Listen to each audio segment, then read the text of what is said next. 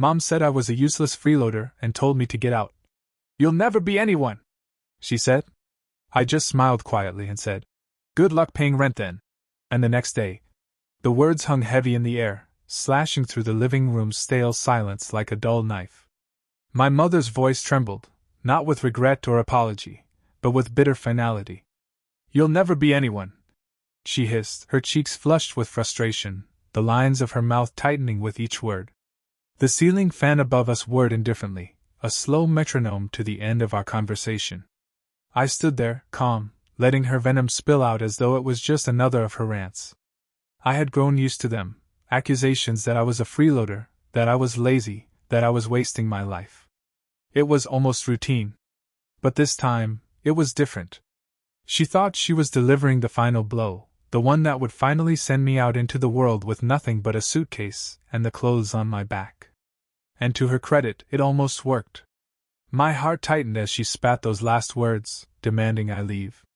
But I didn't argue. I didn't scream or cry like I had when I was younger, when her cruel words cut me so much deeper. Instead, I just smiled. A slow, knowing smile. Good luck paying rent then, I said softly. It was the first time I saw real confusion on her face. A flicker of doubt, a brief glimpse of realization that she had underestimated me.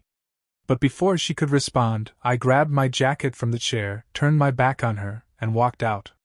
Behind me, she stood there, frozen, as if she had just realized the floor was shifting beneath her feet. What she didn't know, what she could never seem to grasp, was that I wasn't the freeloader. I wasn't the one leeching off someone else's hard work. For years I had been the one paying the rent, the utilities, the internet. Even her Netflix subscription, her fancy phone plan, the boxes of luxury makeup and wine deliveries she bragged about to her friends. I was her safety net, the quiet lifeline she believed didn't exist. And now, I had finally cut the cord. I sat in my car for a long time that evening, my hands resting loosely on the steering wheel as the engine idled in the darkness. It wasn't just about what had happened, it was about what was coming next. I knew she'd panic, but I also knew she wouldn't understand the depth of what I had done for her over the years. She thought I was a shadow in her house, living off scraps, while in reality, I was the one stitching the fabric of her comfortable life together. I thought back to when it all began. It wasn't like I planned to become her financial safety net. It started small, a few $100s for groceries when she lost her job. Then a month of rent here, a utility bill there. She'd always promised to pay me back, but the promises faded into silence. I had a decent job, remote work that paid enough to cover my own modest needs and hers too. I never told her because I didn't want the attention, didn't want her to feel embarrassed. But over the years, she stopped trying. She spent her money on fancy dinners with friends, expensive clothes she couldn't afford, subscription boxes for every fleeting interest she developed. Meanwhile, I made sure the lights stayed on and the roof stayed over our heads. I remember the first time I noticed her bank statements, left carelessly on the kitchen counter. I wasn't snooping. I was cleaning up after her when I saw the overdraft fees, the luxury brand purchases, the maxed-out credit cards. That was when I realized she was living far beyond her means, and it wasn't by accident. It was by design.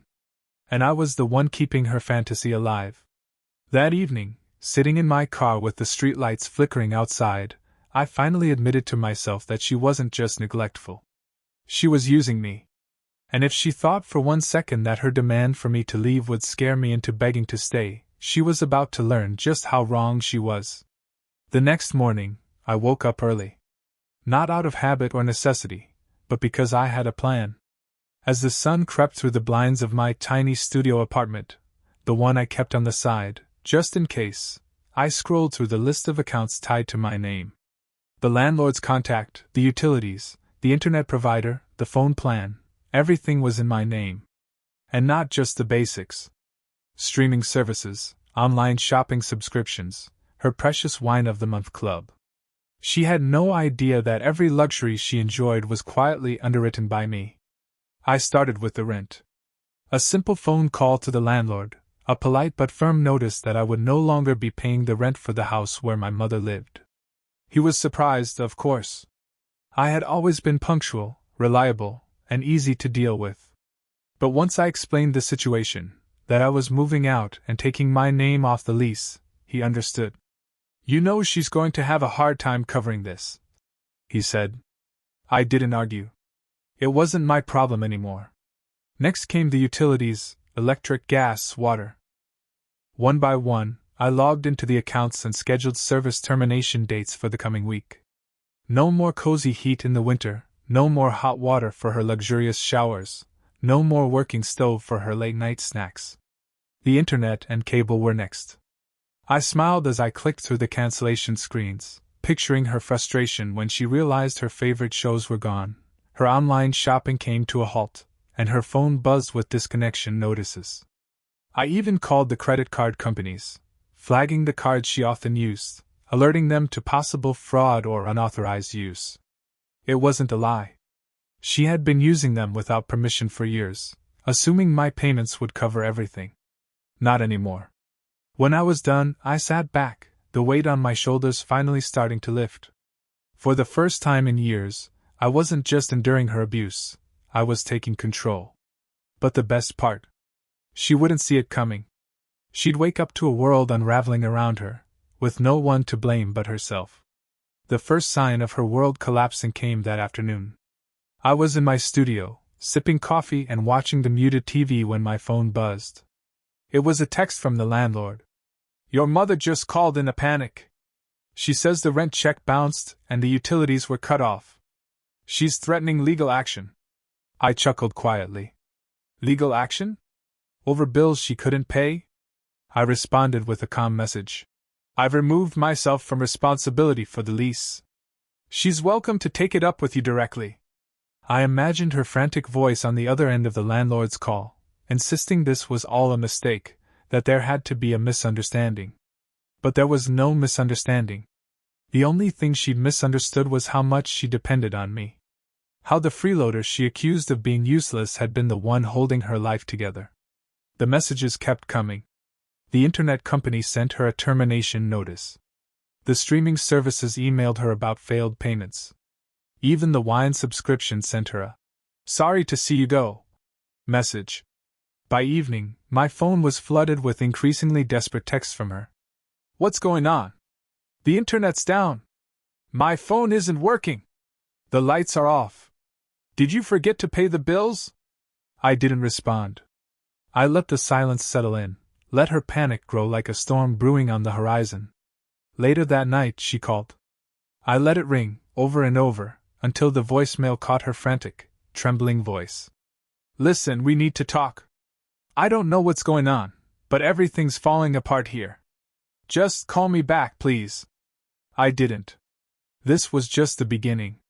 Tomorrow, she'd wake up to find even more of her illusions shattered.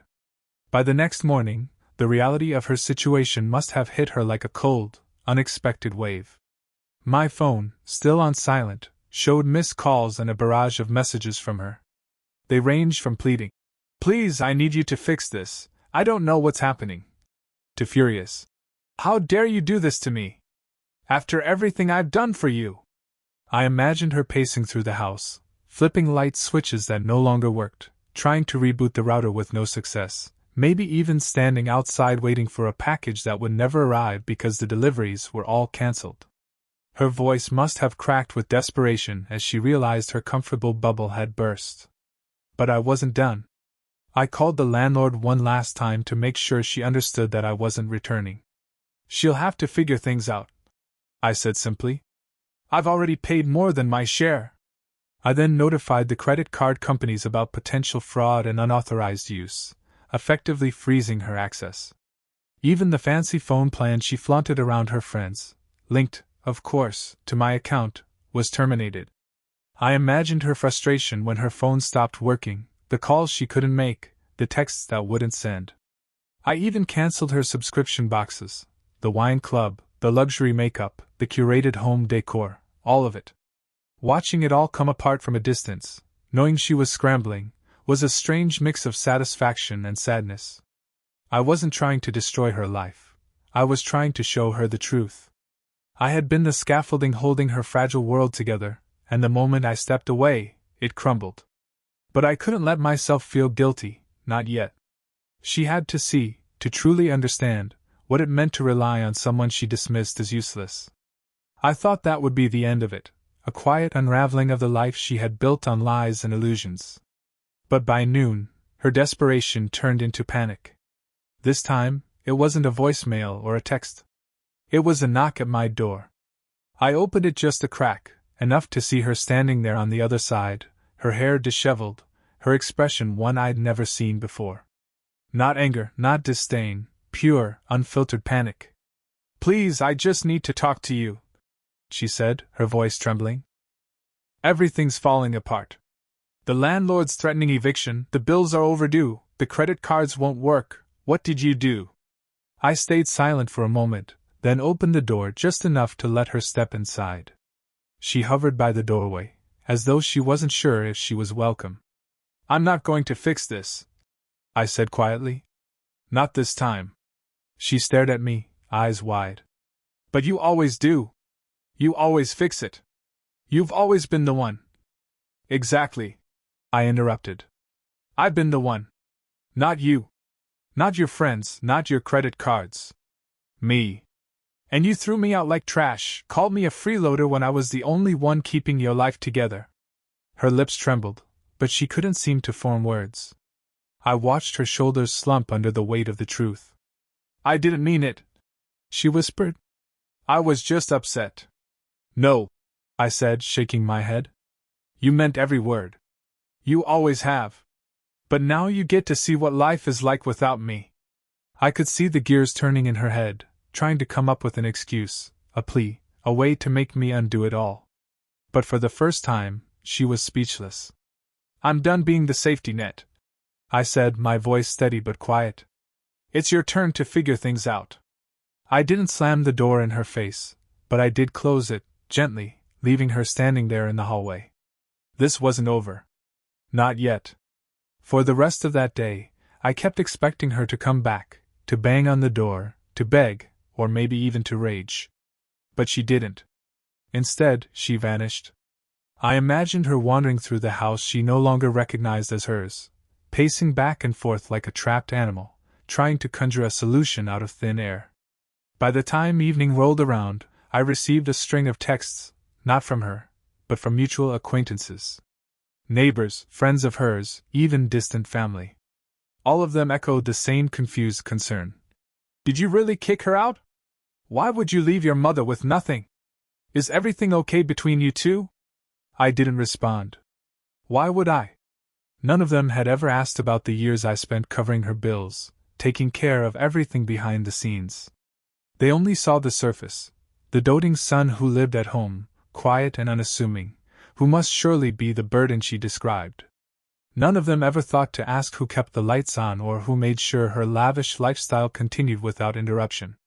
They just assumed it was her, the self-sufficient woman she pretended to be.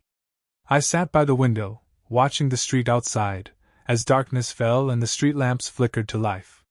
Somewhere out there, she was scrambling, realizing just how deep she was in without me. And for the first time in my life, I felt free. But that feeling didn't last long. The next day, I received a call, not from her, but from the landlord. "She's trying to stay," he said. "She's offering to make payments, but she's months behind already. She doesn't have the money. And she's saying you'll be back to help." I sighed. "She's on her own now," I said simply. "I'm not coming back. And she doesn't have a claim to the lease. You know that." He was quiet for a moment, then said, "I'm giving her a few more days to sort things out. But if she can't come up with the money, I'll have no choice but to start eviction proceedings." "Do what you have to do," I replied. It wasn't easy to say. Somewhere deep down, a part of me still cared. Still remembered her as the woman who, once upon a time, sang me lullabies and kissed me goodnight. But that woman was long gone, replaced by someone who took and took and took, until I was a shell of myself. By evening, her calls turned from pleading to fury. Voicemails came in rapid succession, her voice cracking with desperation. "You think you're so smart? You think you can just cut me off? I gave you everything. I gave you life. You owe me. I sat on the couch, listening to her voice echo through the room like a ghost. But the words no longer had weight. They were echoes of an old pattern, a script she'd played for years, assuming it would always work. But this time, I wasn't playing along. I took a deep breath and deleted the messages, one by one. Then I blocked her number. Not out of cruelty, but out of necessity. I couldn't let her pull me back in, couldn't let her guilt me into undoing what needed to be done. The next morning, I woke up to silence. No texts, no calls, no frantic knocking. Just silence. And for the first time in years, it felt peaceful. I poured myself a cup of coffee and sat by the window again, watching the sunrise. I thought about all the things I could do now, all the plans I had put on hold because I was too busy patching up her life. I realized that the guilt I thought I would feel wasn't there. Instead, there was a quiet, resolute strength. I wasn't the villain in her story. I wasn't the freeloader she accused me of being. I was the lifeline. And now, she was learning to live without it. The following days were eerily quiet. No calls, no messages, no knocks at the door. Just silence. But I knew it was the kind of silence that came before the storm, the moment where desperation twisted into something sharper, something colder. I wasn't surprised when the landlord called again. "She's been begging," he said quietly.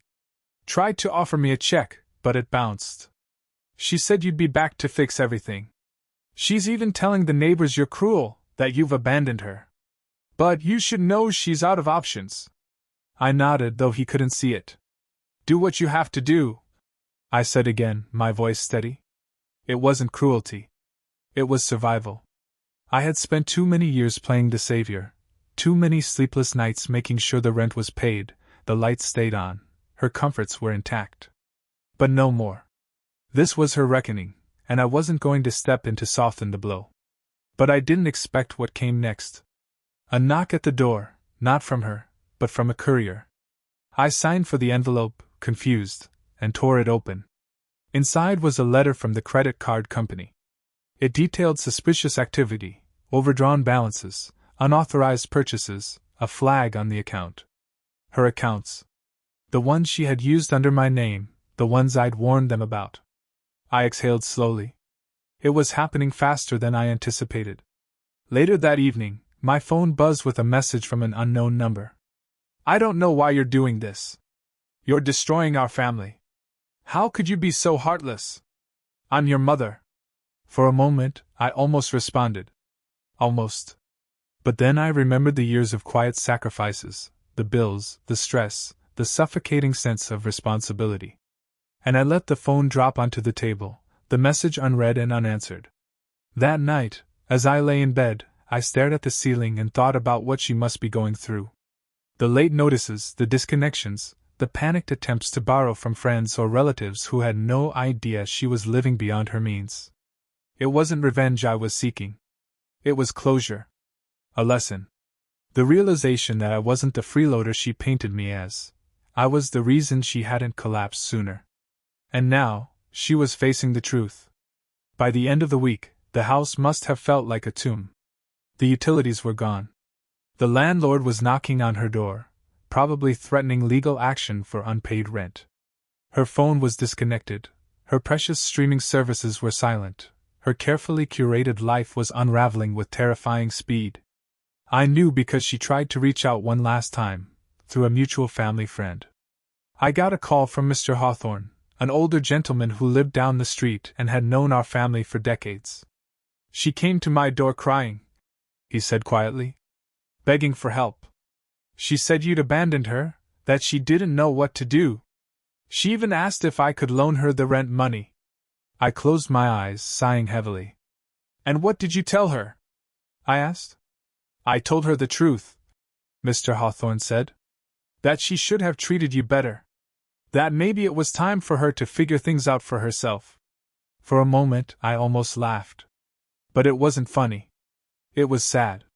The web of excuses, the lifelines she'd built through manipulation and guilt, were snapping one by one. And she was floundering.